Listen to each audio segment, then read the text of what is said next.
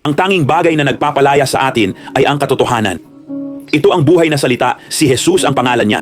Hindi natin kailangan ng maraming ministeryo, simbahan o panalangin mula sa iba. Kailangan natin ng katotohanan. Kailangan natin ang buhay na salita at maniwala dito.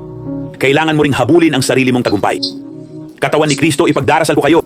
Lagi akong nandito para sa mga tao, hindi ko sinasabing mali yan. Pero ang punto ko ay dapat nating habulin muna ang tagumpay sa sarili nating buhay. At kung tatakbo tayo sa tao bago natin habulin si Jesus, idolatria yan.